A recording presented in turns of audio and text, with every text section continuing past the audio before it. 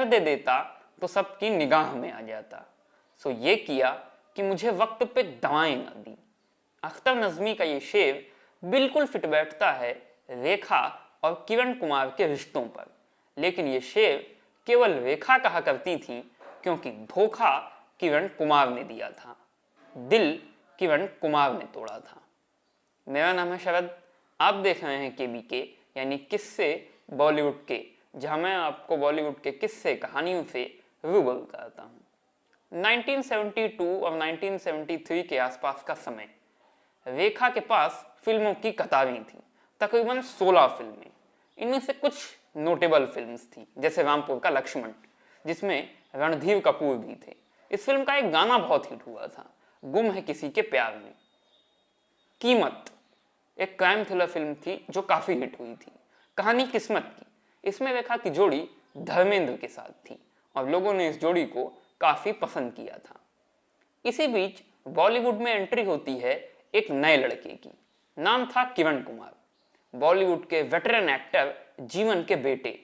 जीवन ने 1950s-60s में बॉलीवुड में खास तौर से माइथोलॉजिकल फिल्म्स में बहुत रोल किए थे। तकरीबन 49 से ज्यादा फिल्मों में नारद मुनि का किरदार जीवन ने निभाया था। 1950s और 60s की कई फिल्मों में जीवन विलन भी बन चुके थे, इसलिए जीवन को वेटरन विलन कहा जाता था, बॉलीवुड का वेटरन विलन। जीवन के ही बेटे थे किरण कुमार। किरण कुमार ने अपना कैरियर शुरू तो बहुत अच्छे से किया। ख्वाजा अहमद अब्बास, जिन्होंने बॉबी लिखी थी, उनकी फिल्म दो बूंद पानी से, लेकिन उसके बाद पता नहीं क्या हुआ कि किरण कुमार को बी ग्रेड फिल्मों के ऑफर आने लगे। बी ग्रेड फिल्मों के ऑफर आने लगे और किरण कुमार ने बी ग्रेड फिल्मों को करना शुरू कर दिया, जैसे जंगल में मंगल, गाल गुलाबी नैन शराबी, फ्री लव। बी ग्रेड फिल्मों को करने के कारण किरण कुमार की डिमांड बॉलीवुड में गिर गई। किरण कुमार और विनोद मेहरा बहुत अच्छे दोस्त थे, एकदम पक्के वाले यार थे।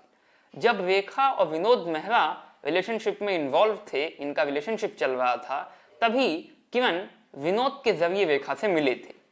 जब रेखा और विनोद मेहरा का रिश्ता टूटा, जैसा कि मैंने एक वीडियो भी बनाया है जिसमें मैंने आपको बताया था कि रेखा ने गुपचुप तरीके से विनोद मेहरा से शादी कर ली थी, क्योंकि विनोद मेहरा की माँ इन दोनों की शादी के लिए मान नहीं रही थी। और शादी के बाद जब ये दोनों घर पहुंचे तो विनोद मेहरा की माँ यानी कि रेखा की सास ने रेखा के साथ जो किया उसके बारे में रेखा ने कभी सोचा नहीं था। तो इसके बाद विनोद मेहरा और रेखा का रिश्ता टूट गया। जब विनोद मेहरा और रेखा का रिश्ता टूटा तो इस बीच किरण कुमार रेखा की पक्की दोस्त योगिता बाली को पिछले 2 सालों से डेट कर रहे थे। योगिता अपने और किरण के रिश्ते की हर बात रेखा को बताया करती थी और रेखा से सलाह लिया करती थी। योगिता बाली ने एक बार एक इंटरव्यू में बताया था कि रेखा बहुत ओवर प्रोटेक्टिव थी और मैं रेखा पर बहुत ज्यादा डिपेंड थी। लेकिन योगिता बाली को यह नहीं पता था कि रेखा ही उनके और किरण के रिश्तों के बीच दरार की वजह बनेगी। योगिता ने एक इंटरव्यू में बताया था कि किरण उनसे हमेशा कहा करते थे, रेखा से बात मत किया करो, रेखा से दूर रहा करो, रेखा से दोस्ती तोड़ दो। लेकिन योगिता ने ऐसा नहीं किया। धीरे धीरे किरण और रेखा के अफेयर की खबरें आने लगी, इनकी डेटिंग की खबरें आने लगी और किरण और योगिता का रिश्ता टूट गया, इनमें ब्रेकअप हो गया। एक बार एक इंटरव्यू में योगिता से इस बारे में सवाल किया गया था, तो योगिता ने इसका जवाब दिया था, मैं इतनी मैच्योर थी कि समझ गई थी कि ताली एक हाथ से नहीं बजती, ताली दोनों हाथ से बजती है, दोनों इक्वली रिस्पॉन्सिबल हैं। अगर रेखा ने किरण की तरफ कुछ कदम आगे बढ़ाए तो किरण ने भी ऐसे सिग्नल दिए, किरण ने भी रेखा की तरफ अपने कुछ कदम आगे बढ़ाए, वरना अगर किरण ना चाहते तो रेखा उनकी तरफ कदम नहीं बढ़ा सकती थी, रेखा को अपने कदम वापस पीछे खींचने पड़ते। लेकिन किरण ही यही चाहते थे, इसीलिए किरण ने ऐसे सिग्नल दिए, किरण ने भी रेखा की तरफ अपने कदम बढ़ाए। इसीलिए दोनों रिस्पॉन्सिबल हैं, मैं सिर्फ रेखा को रिस्पॉन्सिबल नहीं कह सकती हूँ, किरण भी उतने ही रिस्पॉन्सिबल हैं। खैर, किरण और योगिता का रिश्ता टूटने के बाद किरण और रेखा के अफेयर की खबरें फिल्म मैगजीन्स में छपने लगी, तमाम तरह की गॉसिप्स इन दोनों के रिश्तों के बारे में मीडिया में होती थी। किवन रेखा के साथ उनकी फिल्मों के सेट पे जाने लगे, रेखा के साथ बॉलीवुड की पार्टीज में जाते थे। जब भी रेखा किसी के प्यार में पड़ती थी तो बड़ी खतरनाक हो जाती थी। आप कहेंगे, हैं? जब भी रेखा किसी के प्यार में पड़ती थी तो खतरनाक हो जाती थी, ये क्या बात है? सुनिए तो वो पूरी बात सुनिए। जब भी रेखा किसी के प्यार में पड़ती थी तो खतरनाक हो जाती थी अपने प्रोड्यूसर्स के लिए, क्योंकि रेखा को जब भी किसी से प्यार होता था तो रेखा को उसके सिवा कुछ दिखता ही नहीं था। रेखा को अपना काम नहीं दिखता था। रेखा को ये नहीं दिखता था कि उन्होंने कितनी फिल्में साइन की हुई हैं। रेखा को ये नहीं दिखता था कि उनके पीछे कितने प्रोड्यूसर्स ने अपने कितने कितने पैसे लगा रखे हैं। रेखा को ये सब कुछ नहीं दिखता था। रेखा काम ही नहीं करती थी, शूटिंग ही नहीं करती थी, सेट पर भी नहीं जाती थी। जब रेखा किरण कुमार के साथ रिश्ते में थी तो वो अपना अधिकतर समय किरण कुमार के साथ ही बिताया करती थी। रेखा को जब भी किसी से प्यार होता था तो वो एकदम से इररिस्पॉन्सिबल हो जाती थी, अपने काम में लापरवाह हो जाती थी, इनडिसिप्लिन हो जाती थी। और यही कारण था कि उनके प्रोड्यूसर्स को हैवी फाइनेंशियल लॉस होने लगता था। जब रेखा विनोद मेहरा के साथ रिश्ते में थी तब रेखा की फिल्मों के जितने भी प्रोड्यूसर्स थे उनको एक हफ्ता भी नहीं लगा था रेखा के इस इनडिसिप्लिन बिहेवियर की शिकायत करने में। और यही सेम चीज हुई जब रेखा किरण कुमार के साथ रिश्ते में थी। एक किस्सा सुनने को मिलता है, फिरोज खान ने एक फिल्म बनाई थी धर्मात्मा। उस फिल्म में रेखा भी काम कर रही थी। महाबलेश्वर में सेट लगा था। फिरोज खान ने एक सीन शूट की, उसके बाद लाइट्स को ऑफ किया ताकि मूव करा सके। और फिर जब लाइट्स कैमरा सब तैयार हुआ तो फिरोज खान ने रेखा को बुलवाया। स्पॉट बॉय ने अचानक 2 मिनट बाद आकर कहा, रेखा तो सेट पर है ही नहीं। फिरोज खान चौंक गए।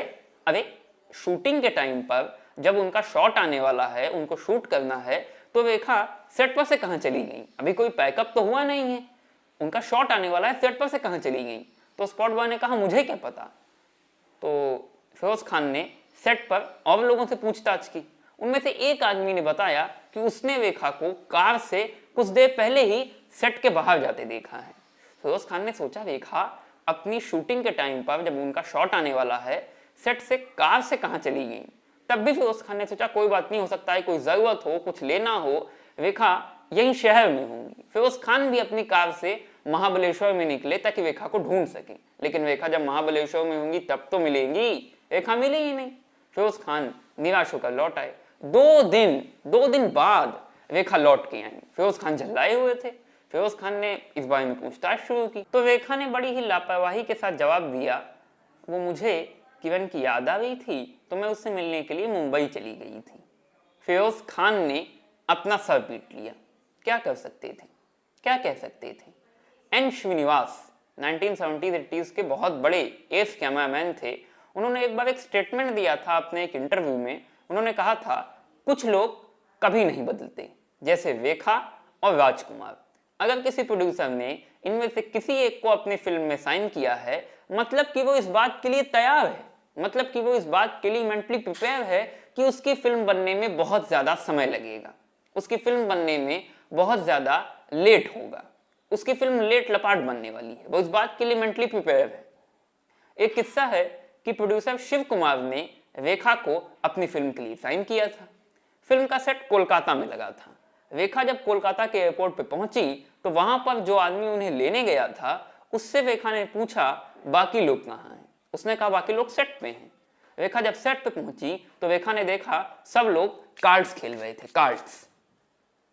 रेखा प्रोड्यूसर शिव कुमार के पास पहुंची और उनसे रेखा ने कहा, क्योंकि आप लोग कोई काम नहीं कर रहे हैं तो इसका मतलब मैं भी मुंबई वापस जा सकती हूँ, मैं मुंबई जा रही हूँ। शिव कुमार ने कहा, रेखा जी, हम लोग पिछले 2 दिन से ही यहाँ आ चुके हैं, आप ही 2 दिन लेट आई हैं, और आप आई नहीं थी तो हम काम कैसे शुरू कर सकते थे? अब आप आई हैं तो हम काम शुरू कर सकते हैं। लेकिन रेखा तो अड़ गई कि अब उन्हें मुंबई वापस जाना है, वो काम नहीं करेंगी। तो शिव कुमार भी अड़ गए, अरे ऐसे कैसे काम नहीं करेंगी? मैंने आपको पैसा दिया है, आपने फिल्म साइन की है, ऐसे कैसे काम नहीं करेंगी? ऐसे कैसे वापस चली जाएंगी? शूटिंग तो करनी पड़ेगी। तो रेखा ने कहा कि कल किरण का बर्थडे है और मुझे उसके साथ होना है, और ये तभी हो पाएगा जब मैं आज कोलकाता से मुंबई की फ्लाइट पकड़ लूंगी, तभी मैं वहां पहुंच पाऊंगी समय पर, इसलिए मैं शूटिंग नहीं करूंगी। लेकिन शिव कुमार भी अड़े हुए थे, इसीलिए रेखा ने शिव कुमार को वादा किया कि वो 2 दिन बाद लौट आएंगी, पर वो 2 दिन कभी नहीं आए। रेखा नहीं लौटी, फिल्म डूब गई, शिव कुमार का सारा पैसा डूब गया। रेखा और किरण के इस रिलेशनशिप के बारे में किरण के पिता जीवन को पता चला। जीवन ने रेखा के बारे में पता लगाना शुरू किया तो उन्हें पता चला रेखा का पास्ट, कि रेखा को जेमिनी गणेशन और पुष्पावल्ली की नाजायज औलाद कहा जाता है, रेखा को इलेजिटिमेट कहा जाता है। उसके बाद बॉलीवुड में आने के बाद रेखा को बॉलीवुड का सेक्स सिंबल कहा जाना, बॉलीवुड की सेक्स किटन कहा जाना, उसके बाद वो किस वाला पूरा कांड, उसके बाद रेखा के सेंसेशनल स्टेटमेंट्स, रेखा की bold image, pre marital sex के बारे में रेखा का ओपिनियन, जैसा कि रेखा ने एक इंटरव्यू में प्री मैरिटल सेक्स के बारे में अपना ओपिनियन दिया था कि प्री मैरिटल सेक्स बुरा नहीं है, ये कोई बुरी चीज़ नहीं है। अगर एक आदमी और औरत को इससे कोई समस्या नहीं है तो दुनिया को इससे क्या लेना देना, दुनिया को उनकी प्राइवेसी से क्या लेना देना। इसलिए मैं प्री मैरिटल सेक्स को बुरा नहीं मानती हूँ। इन सब चीज़ों ने मिल करके जीवन के दिमाग में रेखा की एक बुरी छवि बनाई, एक बुरी इमेज बनाई और जीवन रेखा को नापसंद करने लगी। जीवन ने सोच लिया, जीवन ने अपना माइंडसेट बना लिया कि रेखा जैसी लड़की कभी भी उनके परिवार का हिस्सा नहीं बनेगी। और जीवन ने ये बात अपनी फैमिली से भी बताई, उनकी फैमिली ने भी उनका सपोर्ट किया। जीवन की पूरी फैमिली ने रेखा को रिजेक्ट कर दिया। रेखा इसके लिए तैयार थी, रेखा को इससे ज़्यादा बुरा नहीं लगा, क्योंकि उन्हें उम्मीद थी कि हो सकता है किरण की फैमिली उन्हें नापसंद करे, उन्हें रिजेक्ट कर दे। लेकिन झटका तो इस बात का लगा कि किरण ने भी रेखा का साथ नहीं दिया। दिल तो रेखा का तब टूटा जब किरण भी रेखा के साथ खड़े नहीं हुए, अपने परिवार के खिलाफ खड़े नहीं हुए। रेखा को लग गया कि किरण को उनसे प्यार नहीं था, किरण को उनसे कभी भी प्यार नहीं था। किरण आज तक उन्हें धोखा दे रहे थे, क्योंकि अगर किरण को उनसे प्यार होता तो वो रेखा के लिए पूरी दुनिया के खिलाफ खड़े हो जाते, उनके परिवार के खिलाफ खड़े हो जाने की बात ही क्या। जब किसी को किसी से प्यार हो जाता है तब तो वो अपने परिवार, समाज, दुनिया सबके खिलाफ खड़ा हो जाता है, उसके लिए जिससे उसे प्यार हुआ है। और किरण रेखा के साथ नहीं खड़े हुए, उन्होंने अपने परिवार का साथ दिया, माने किरण को रेखा से प्यार नहीं था। और बहुत से फिल्मी जर्नलिस्ट, फिल्मी पत्रकार और फिल्मी पंडित ऐसा कहते हैं कि वाकई में किरण को रेखा से प्यार नहीं था, किरण ने रेखा का यूज किया। जब रेखा के पास फिल्मों की कतारें थीं, रेखा का कद बॉलीवुड में बढ़ रहा था, रेखा लगातार पॉपुलर हो रही थी, तब किरण बिग वेट फिल्मों को कर रहे थे, उनकी डिमांड बॉलीवुड में गिर रही थी। वो अच्छे एक्टर की लिस्ट में नहीं शामिल थे, उन्हें चीप एक्टर माना जाता था। किरण ने वही किया जैसा एक होता है ना कि समंदर में कोई मछली जिसे और मछलियां परेशान कर रही होती हैं, उस मछली के दिमाग में आता है कि अगर हम किसी बड़ी मछली से दोस्ती कर लें तो उस बड़ी मछली के डर से ये सारी मछलियां हमें परेशान करना बंद कर देंगी। यही चीज की किरण ने रेखा को एक स्टेपिंग स्टोन की तरह यूज किया। रेखा के साथ रिलेशनशिप में इन्वॉल्व होने से, रेखा के साथ रिश्ते में जुड़ने से किरण भी मैगजीन्स में आने लगे। मैगजीन्स में किरण कुमार का नाम छपने लगा, खबरें छपने लगी, गॉसिप्स छपने लगी, किरण कुमार के इंटरव्यूज होने लगे। और क्योंकि किरण वैसे बिग वेड एक्टर थे, चीप एक्टर गिने जाते थे, इसीलिए मैगजीन्स किरण की खबरें नहीं छापती थी, किरण का कभी इंटरव्यू ही नहीं लेती थी, किरण का जिक्र ही नहीं करती थी, क्योंकि मैगजीन्स भी वही छापेंगी ना जो पढ़ा जाए। और वैसे चीप एक्टर के बारे में कौन जानना चाहेगा? किरण कुमार जैसे चीप एक्टर के बारे में कोई क्यों पढ़ना चाहेगा? इसीलिए मैगजीन्स उसे क्यों छापेंगी? मैगजीन्स इसीलिए किरण कुमार के बारे में कुछ छापती ही नहीं थी। लेकिन रेखा के साथ रिश्ते में जुड़ने से किरण मैगजीन्स में छपने लगे, किरण कुमार के इंटरव्यूज होने लगे। इसीलिए किरण रेखा के साथ उनकी फिल्मों के सेट पर जाते थे, ताकि वहां पर वो डायरेक्टर, प्रोड्यूसर, राइटर, कंपोजर के साथ अपना पर्सनल कांटेक्ट बना सके, पर्सनल टच बना सके, बातचीत कर सके।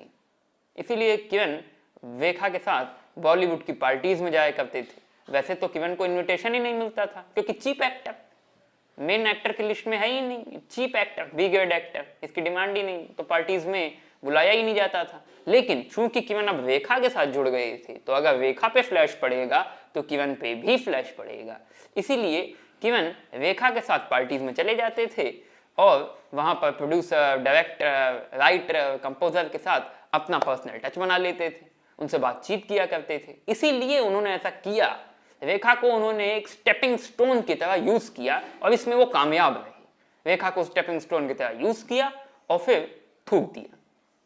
ऐसा कई फिल्मी जर्नलिस्ट, फिल्मी पत्रकारों और फिल्मी पंडितों का परसेप्शन है। आपका इस बारे में क्या परसेप्शन है? आप इस बारे में क्या सोचते हैं? ये आप मुझे कमेंट सेक्शन में कमेंट करके जरूर बताइएगा। तो ये वीडियो यहीं तक, लेता हूं आपसे अलविदा। कोशिश करूंगा कि जल्द ही आपके सामने एक नया वीडियो लेकर फिर से हाजिर हूं। आजकल थोड़ा प्रॉब्लम चल रही है, थोड़ा सा बीमार चल रहा हूं, लेकिन कोशिश करूंगा कि आपके सामने एक नया मजेदार किस्सा लेकर फिर से हाजिर हूं। तब तक के लिए देखते रहिए किस्से बॉलीवुड के।